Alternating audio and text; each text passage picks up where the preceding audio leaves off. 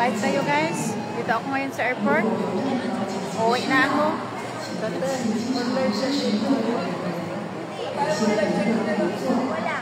Ayan. Uwi na ako. Gabi! Ha? 101X? Come here! Sige. 101X. 101X? Parang Hong Kong ata yan ah. Kaya. Ayan.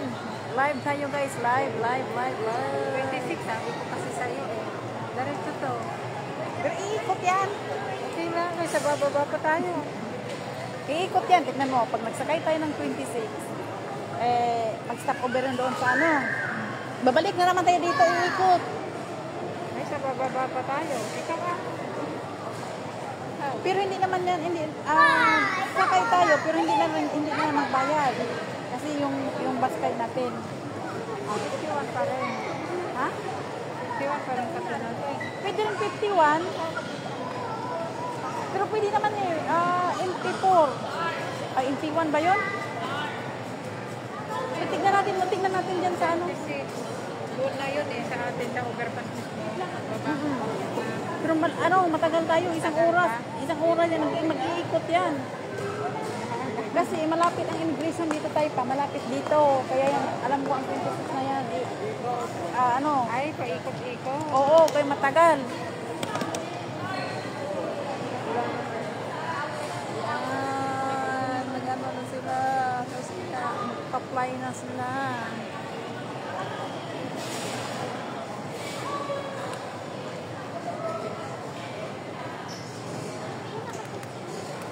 Sarap umuwi.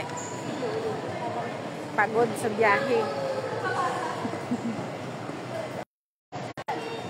你不管我公司吃饭了？吃完了。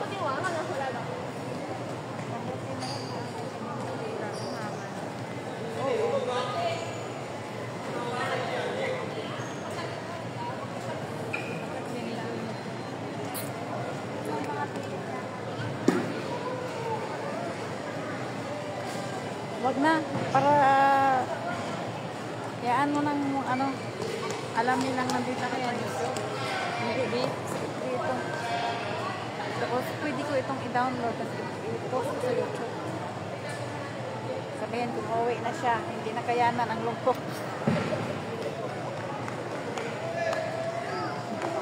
Hindi na kayanan ang lungkot. Kung hindi buo ang loob nyo, wag na kayong mag-abroad.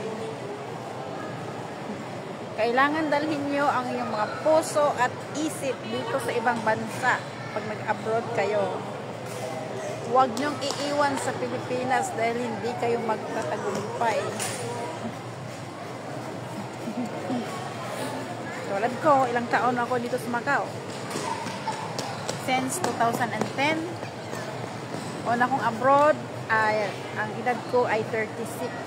Sobrang hirap nun. Pag nakita ko yung eroplano, para akong binuhusan ng malamig na tubig. Grabe.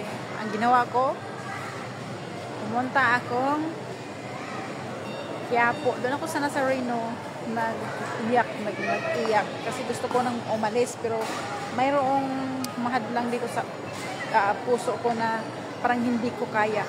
Pero sa awa ni Lord, sa help ni Lord, nalagpasan ko ang pagsubok na yon. At pagkatapos noon, nung wala na akong iluha pa, nung pag-uwi ko, gusto ko nang makaalis ng bansa. Nagtagumpay ako ng 2 years doon sa Kingdom of Saudi Arabia. Tapos, in-applyan ako ng amo ko ng residente, pero natakot ako eh. Kaya hindi na ako bumalik doon. Ayan, si Ate Myrna. Shout out. Sino itong magpapa-shout out? Pero alam kong babalik yan. Nagpatanggal lang yan ng stress.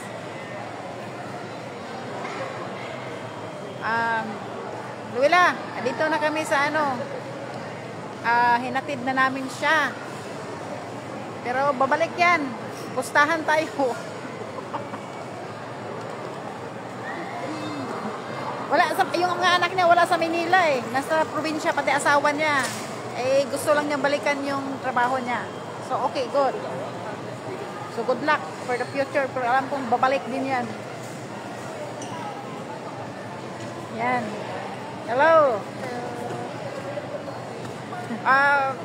Kabording. Andito na yung dalawang maganda, oh.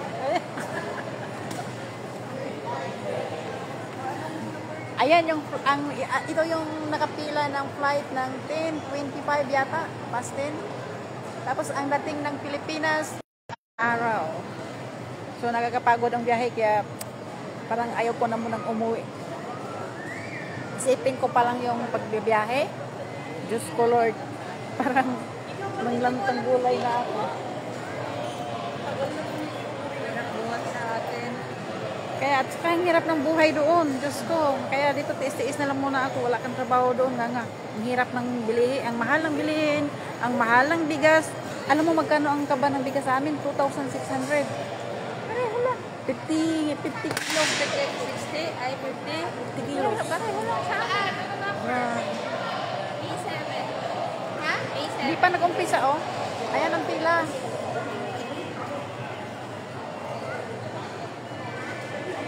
As antayin namin na saka kami uuwi ng boarding house namin kapag naka-check-in na siya doon sa immigration.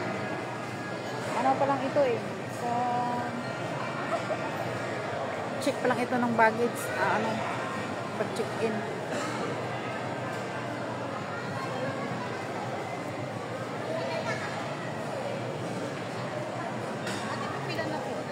Para anong oras? Ay, yung flight ko po, 10 po. Ayan, dyan. Ayan na yan. Nandun na yung anak ko nung kauna.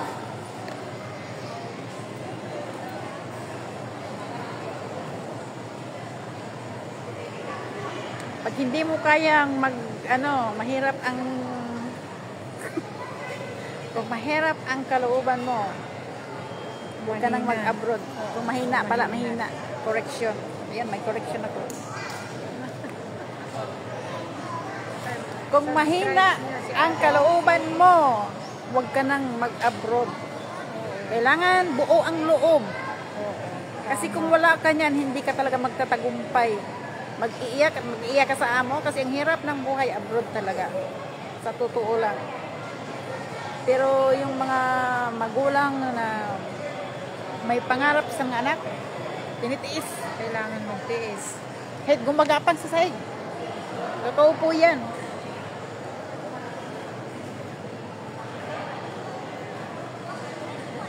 Hindi niya kasi naranasan yung naghihirap na buhay eh. Pero babalik at babalik din yan kasi yung mga anak na maliliit.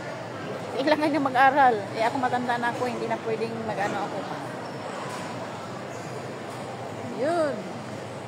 Antayin lang namin na ma-check yung bagahe niya at makapag doon. Kasi ang flight na ay around 10, ang fasting yata, 10:25, I'm not sure. Pagkatapos, pag nakapasok na siya doon sa immigration, doon. Tapos, okay na lahat, doon na siya sa loob, saka na kami uuwi. Ang tagal ng pila, oh. Tagal ng pila. Sino pa itong isi-shout out ko? Tess Bundal watching. Tess! Surrender Bandera, Tess. Uwi na ako. Hindi ako pumasok ng hapon kasi ihatid ko siya. Hatid ito.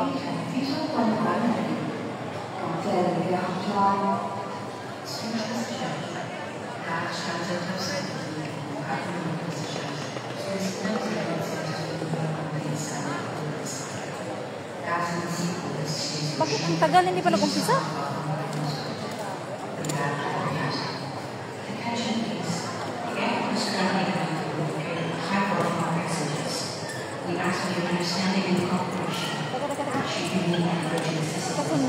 Sundan ko siya. Sundan ko muna siya ha. Kasi baka kailangan ng pera. Titignan ko yung ayun.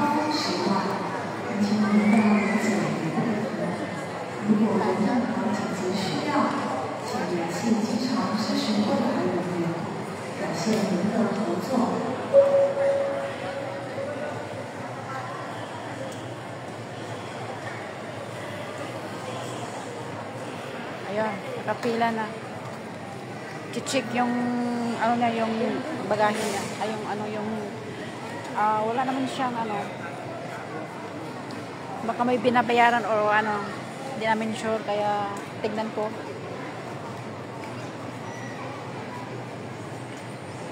Ayan na siya. Ayan na siya. Ano? Ha? Okay na? Ha? Ano? Ansa? Immigration, abot ako sa taas siguro. Ano man day? Pangwatot ko na ko sa ating asamin next. Basta sa immigration na. Ka-immigration na ganina. Boarding gate na mo, mga 9:40. Gate 13. Siya ini bag to check in. Sabi ko no, carry. Okay. Nakarating sa atin para na po 9:40? 9:40 ang boarding gate. Ay, dire-diretso na na pagka ano. Check-in pa to siya diyan.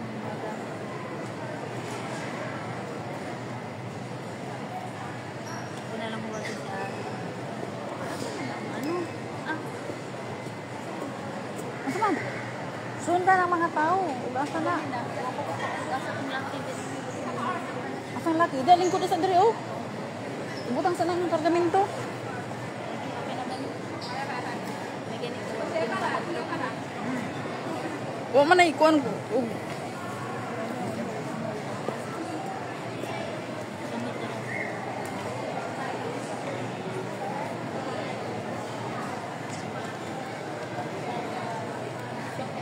Sino pa itong nanood? Dong Almer, balik sa Sara dong. Ayan dong, oh. Uli na siya. Almer is watching. Ate, bye-bye. Thank you. Yes. Salita ko ito natin. Masalita ko ito, ate ma. Bye-bye na ako. Ate, Balik ka. Saan na si ate, oh? Ang bilis, ano yun? Ha?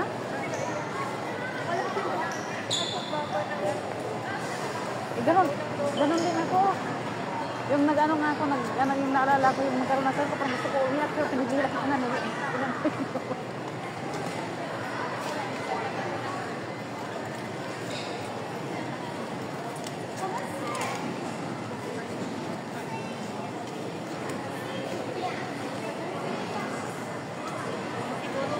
ugat na lang kung magkuhan na. Huwag na na ko ito sa boarding gate. Oo, to.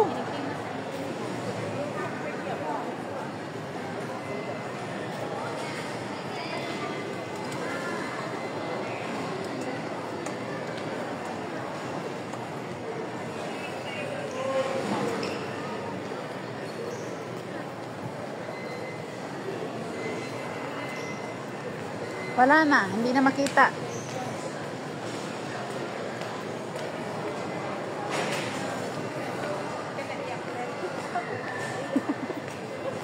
Ay, gano'n naman talaga eh. Yung mga mababago ang luha, pero lang ang patigasin. Yung away nga kami, nung nagsikip yung dibdib ko, kaya ginulan ko yung kamay ko sa mesa eh. Namula tuloy, nangitin pa.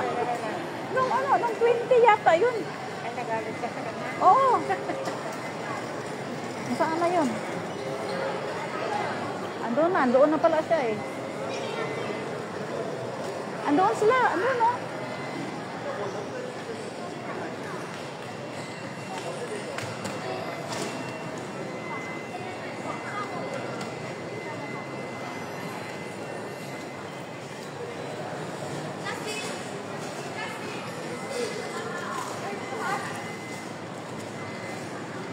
Kasi magbo-boarding na yan sila eh.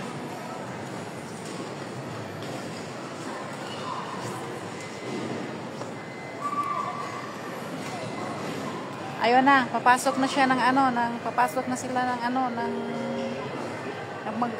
sa immigration na.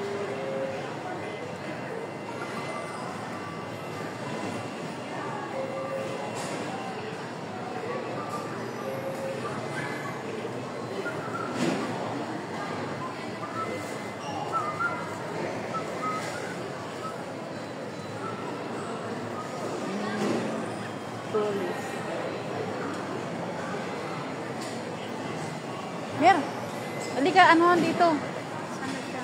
Ayun oh. Naka-ano ako eh. Naka-live pa rin.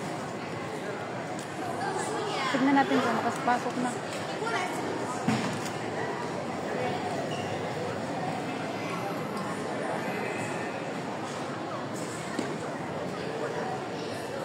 Papasok na? Ayun pa, hindi pa pala. Ayun. Immigration na yan, no? Oo.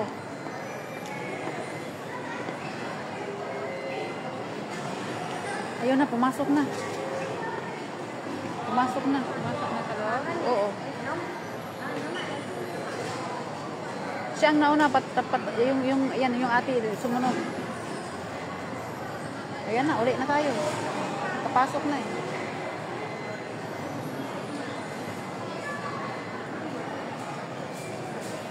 So guys, nakapasok na siya sa migration, wala nang problema, kaya bye-bye. And ang aking live video, so bye-bye. Subscribe.